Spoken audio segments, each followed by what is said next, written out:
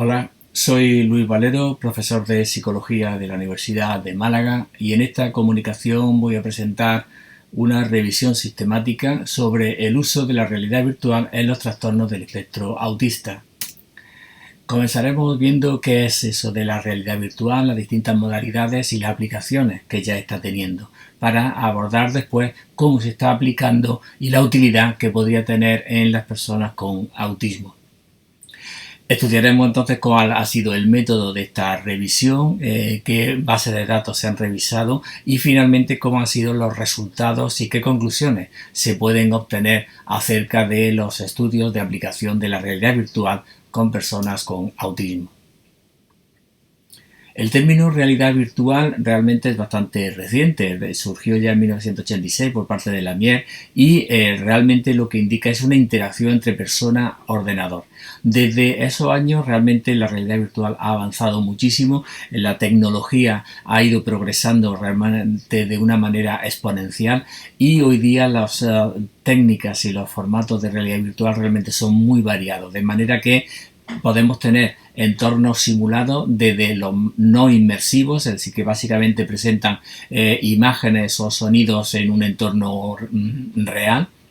como pueden ser con pantallas o con monitores, de manera que interaccionemos con esa realidad virtual, pero de una manera un poco más distante. Pero también ha surgido lo que se llama realidad aumentada, en aquellos casos en que a través de unas gafas que se pone el individuo puede estar percibiendo la realidad tal cual que tiene su entorno, pero al mismo tiempo se está proyectando una realidad electrónica en esas gafas, de manera que se mezclan ambos tipos de estimulación y obtendríamos esa realidad aumentada en la que tenemos más información o tenemos otro tipo de interacciones visuales, auditivas, además de las del entorno real.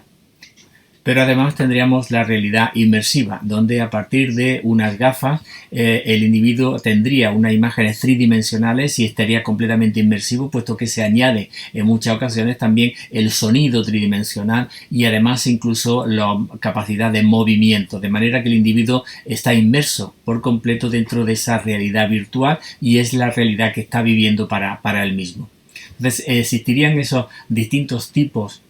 de modalidades que se han aplicado también dentro de personas con autismo, aunque realmente los tratamientos con realidad virtual ya tienen bastante éxito y comenzaron como una forma de entrenar a los pilotos de aviación y entrenarse en cómo manejar esos aviones, pero progresivamente pasó también al entrenamiento, por ejemplo, de médicos para hacer operaciones con realidad virtual y entrenarse en cómo hacer ese tipo de operaciones.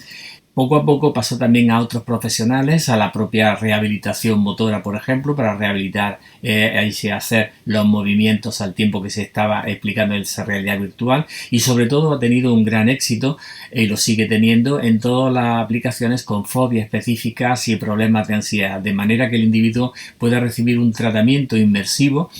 donde se vaya adaptando progresivamente al tipo de estímulo fóbico que suele tener, bien sea a las alturas, a los aviones o a ciertas circunstancias de sitios cerrados como ascensores o trenes, etcétera, de manera que pueda producirse un tratamiento con realidad virtual progresivo, de manera que el individuo pueda enfrentarse finalmente a las situaciones reales sin grandes problemas. Todo este tipo de tratamientos realmente han tenido mucho éxito en población normal, pero la cuestión es cómo se está aplicando también a los trastornos del espectro autista. En este caso es una categoría global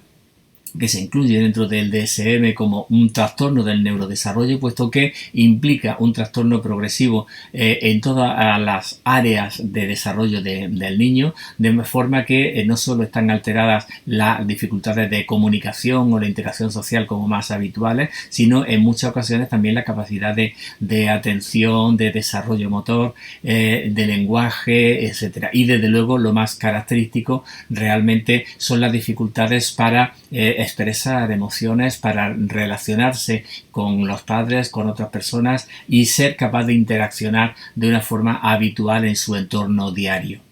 Además, una característica añadida es que suelen aparecer bastantes conductas disruptivas que impiden el aprendizaje, que impiden realizar alguna forma de entrenamiento, y muchas conductas repetitivas y autoestimuladas en las que el niño está continuamente inmerso y realmente no está dentro de esa realidad externa, solo en sus propias conductas repetitivas continuas. Se habla de que sería un problema que afectaría a 1 de cada 100 niños, y además tiene una prevalencia de casi un tercio más en niños que en niñas. Como decíamos, la realidad virtual también se ha comenzado a aplicar a este tipo de trastornos, fundamentalmente como una ayuda a los programas habituales de rehabilitación o de tratamiento. Es decir, no son programas únicos que para remediar las habilidades o los problemas de niños con autismo, sino como una ayuda extra, como una forma más de hacer ese posible entrenamiento en los programas ya normales. Básicamente, por un lado, se utilizan el entrenamiento de habilidades cognitivas, es decir, de manera que el individuo preste mayor atención a determinados estímulos, sea capaz de diferenciar distintos tipos de objetos, distintos tipos de estimulaciones que se le presenten, pero también para el entrenamiento de habilidades motoras, bien sean de tipo de ambulatorio, de orientación dentro del espacio en esos entornos virtuales, como también habilidades motoras de manejo de instrumentos o de juegos dentro de esa realidad virtual. Además, otras de las habilidades que se suelen entrenar son todas las conductas sociales y de interacción social, es decir, la expresión, la relación social o familiar, de manera que al niño se le enseñe con este tipo de programas a identificar expresiones faciales, expresiones emocionales, a relacionarse y hablar con otras personas en ese entorno virtual a manera de juego. Como método, se trata entonces pues de hacer una revisión sistemática sobre los estudios empíricos que existen que estén utilizando la realidad virtual con personas con TEA. Se trata de recopilar cuáles son los estudios que tienen datos y tienen resultados de esas aplicaciones y hasta qué tipo y hasta qué profundidad realmente se llegan a tener esa eficacia. Se ha hecho una revisión en las bases de datos en inglés de Scopus, Medline y ScienceDirect, aunque la revisión ha sido también de textos en español, y desde el año 2010 hasta 2022. En principio, con esos términos encontramos casi 758 artículos que habían utilizado de alguna forma la realidad virtual o hablaban de ese tema dentro del TEA, pero una vez a partir de los títulos y de los resúmenes se excluyeron 457, de forma que finalmente se seleccionaron 91 artículos para su lectura completa. A partir de ahí también se fueron eliminando otra serie de artículos, puesto que o bien no utilizaban la realidad virtual en exclusiva, o bien no se centraban solo en trastornos de autismo, o bien incluso no tenían datos finales de los resultados. De esta forma, en la revisión final nos hemos quedado con 25 artículos en los que se obtienen entonces una serie de conclusiones sobre la bondad de este tipo de tratamientos con niños con autismo. Básicamente, en general, la mayor parte de esos estudios trata de niños hasta los 16 años aproximadamente, aunque hay también una mayor proporción, algunos más artículos, tratando en adolescentes con TEA. Y ya son menores los que hay de adultos, o bien estudios que utilizan tanto niños como adultos al utilizar esa realidad virtual. El problema es que gran parte de esos diseños y de estudios se basan en diseños de caso único, donde se aplica esa realidad virtual a casos muy concretos y lo que se describe son los resultados que obtienen esos niños en concreto, con lo cual es difícil un poco la generalización. Hay otros estudios de grupo, pero son solo con resultados pre-post, y realmente hay muy pocos estudios, solo 2 hemos encontrado, que traten de comparar la realidad virtual frente a otro tipo de entrenamiento, y realmente es solamente 4 de ellos son además estudios aleatorizados con grupos, de manera que realmente los estudios, los diseños que tienen son bastante débiles. Como resultados, entonces, podemos hablar que las variables sociales y emocionales son las que más se han tratado. Se ha utilizado para reconocimiento emocional, de reconocer expresiones, reconocer caras con determinada expresión emocional y responder a ellas, para facilitar la empatía e incluso para facilitar y aumentar la expresión afectiva frente a esas interacciones, frente a esos juegos, de manera que aparezca más cantidad de sonrisas, más interacciones emocionales con esos videojuegos, con esas interacciones en 3D. Se ha visto que mejoran las habilidades sociales dentro de esos entornos, aunque las mejoras realmente son leves o en algún estudio llega hasta un 70% las mejoras de esas habilidades. Pero también hemos encontrado algunos estudios en que no mejoran para nada y no hay una efectividad para entrenar esas habilidades sociales o expresión emocional. Sobre todo porque no parece generalizarse luego a la realidad directa, es decir, que hay mejoras en las variables dentro de ese entorno virtual, con esa realidad virtual, pero luego cuando se trata de generalizar a la vida diaria no hay esa generalización. Se han estudiado también realidad virtual en niños o en personas con trastorno autista en otro conjunto de variables, sobre todo donde más éxito ha tenido es en las fobias específicas, igual que ocurre con otra población. Es decir, para tratar fobias que también tienen estos niños a determinados ambientes, a determinadas situaciones, a cambio de estímulos de una habitación a otra, el subir en ascensores o subir en coches o también viajes en avión, etcétera. De manera que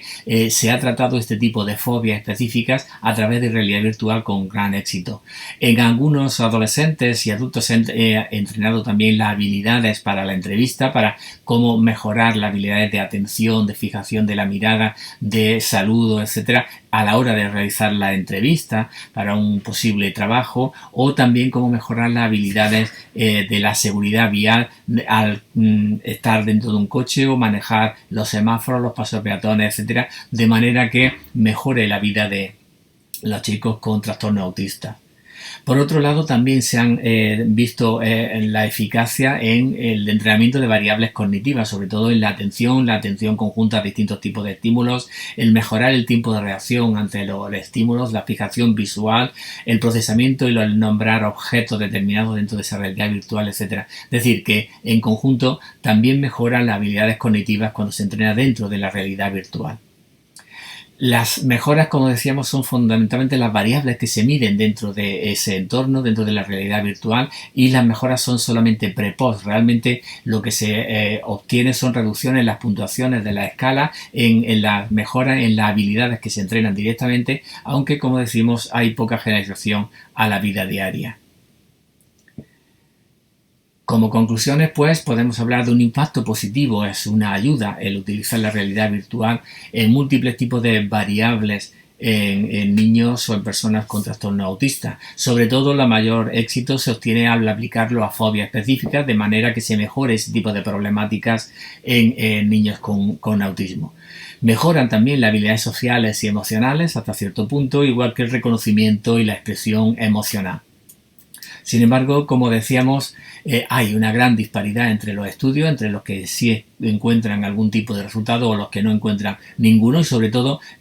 cuando se mide la generalización externa, pues realmente hay poca generalización a la vida diaria. Los resultados pues son de leves a moderados y las intervenciones además que se han mostrado son muy cortas y realmente tampoco se obtiene un seguimiento, con lo cual haría falta realmente hacer más comparaciones de grupos e utilizar grupos aleatorizados y ver si realmente el utilizar la realidad virtual es mucho mejor que hacer un entrenamiento a lo mejor con realidad tal cual,